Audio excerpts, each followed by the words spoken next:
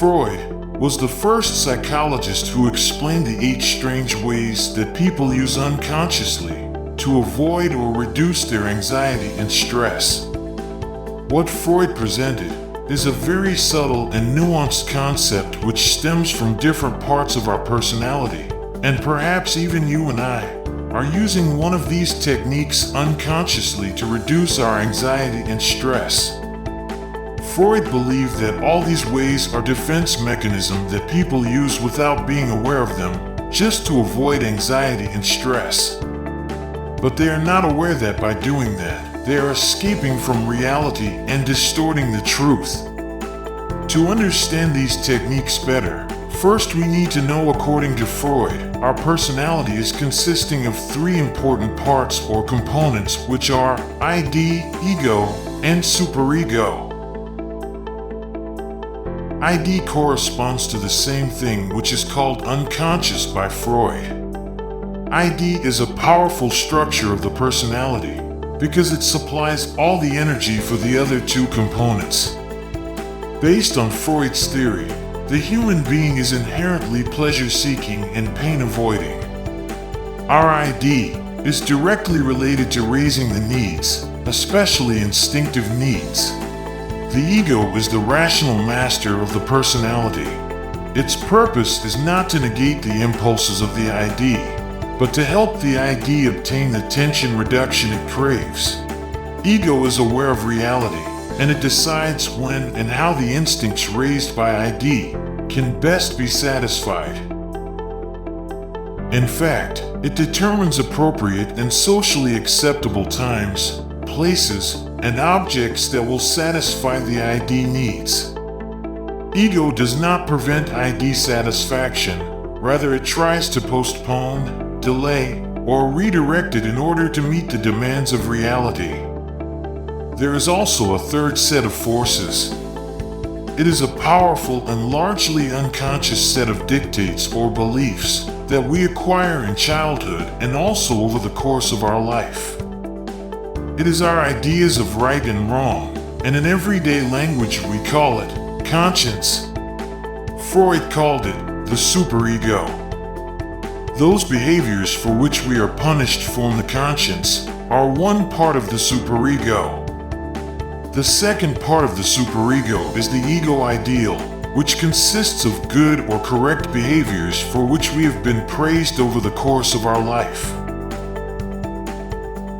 What is happening inside us all the time is that ID pushes for satisfaction of the needs and instincts. The ego tries to delay it to find a suitable situation to satisfy them, and the superego urges morality above all.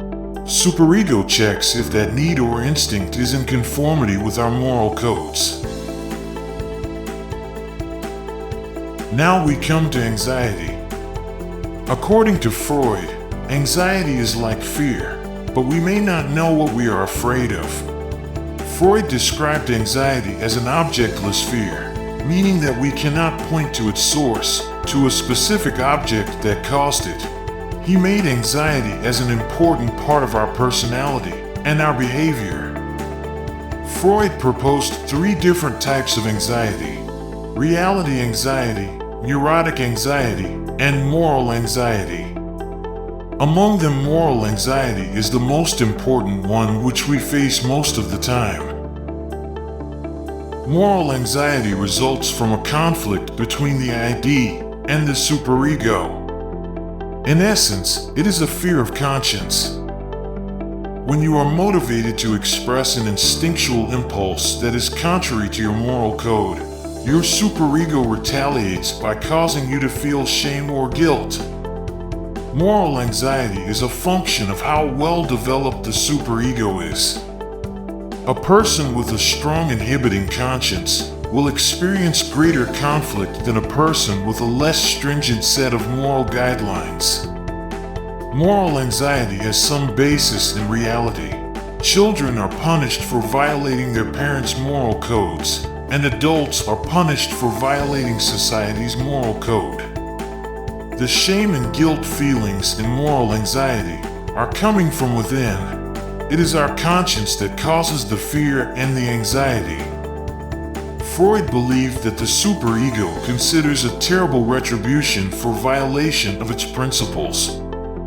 Anxiety serves as a warning to the person that something is amiss within the personality. Anxiety induces tension in the organism and thus becomes a drive, very much like hunger or thirst, that the individual is motivated to satisfy. Anxiety alerts the individual that the ego is being threatened and that unless action is taken, the ego might be overwhelmed. When there is an anxiety, there are a number of options. For example, running away from the threatening situation, inhibiting the impulsive need that is the source of the danger, or obeying the dictates of the conscience. If none of these rational techniques works, the person may use a defense mechanism, which is a non-rational strategy designed to defend the ego. People usually use one of the following defense mechanisms to protect themselves against anxiety and stress. Repression. Repression, which is the most fundamental and frequently used defense mechanism, is an involuntary removal of something from conscious awareness. It is an unconscious type of forgetting of the existence of something that brings us discomfort or pain, forgetting about some memories or some needs. For example, a man can so strongly repress the sex drive that he becomes impotent. We use repression to protect ourselves from danger. Therefore, in order to fix it, we would have to realize that the idea or memory or need is no longer dangerous. Another defense mechanism that people choose to get away from their anxiety is denial. The defense mechanism of denial is related to repression and involves denying the existence of some external threat or traumatic event that has occurred.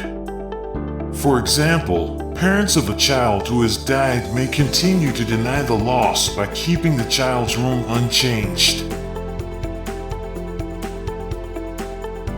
The third defense mechanism is reaction formation.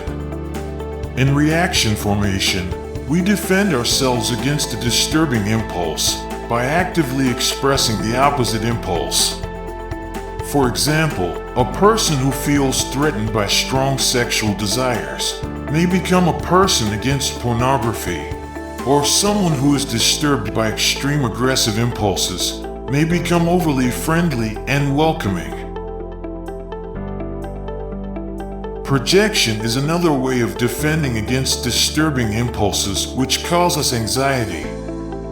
In this way, the person projects disturbing impulses onto someone else. This defense mechanism is called projection. For example, the person says, "I don't hate him, he hates me." Or a mother may ascribe her sex drive to her adolescent daughter.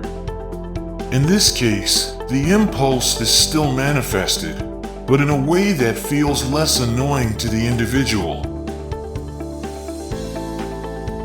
Another defense mechanism is regression.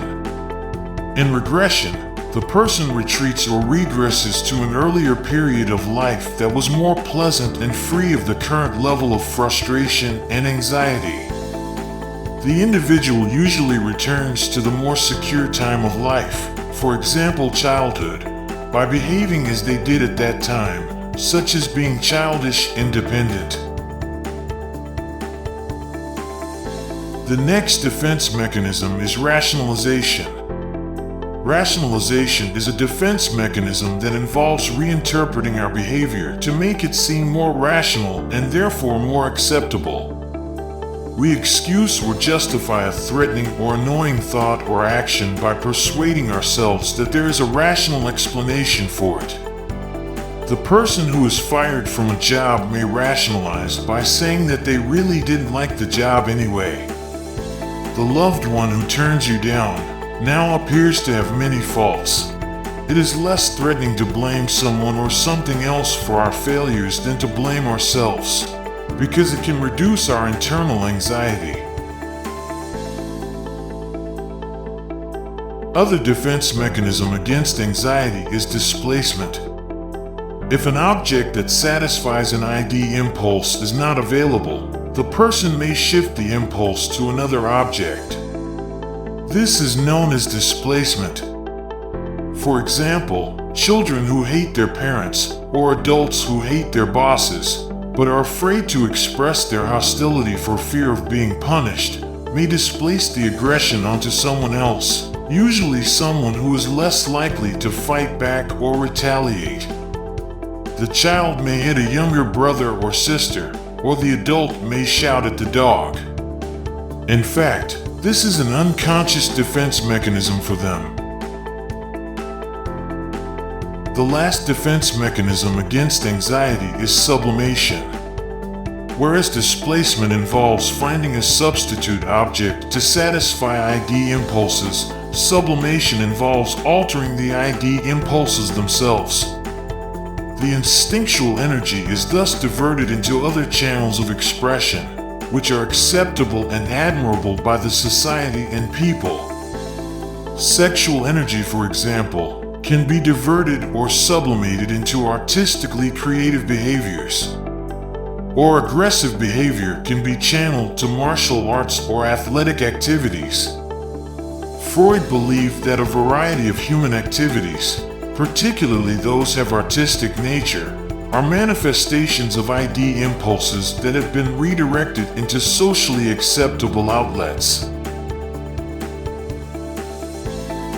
As can be understood, these defense mechanisms are unconscious denials or distortions of reality. We are lying to ourselves when we use these defenses, but we are not aware of doing so. If we knew we were lying to ourselves, the defenses would not be so effective. These mechanisms keep threatening or disturbing material out of our conscious awareness. As a result, we may not know the truth about ourselves. We may have a distorted picture of our needs, fears, and desires.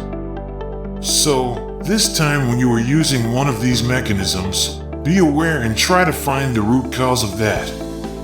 By accepting some realities and changing some of our beliefs and thoughts, we would be able to reduce or remove most of our anxieties and get rid of these strange defense mechanisms.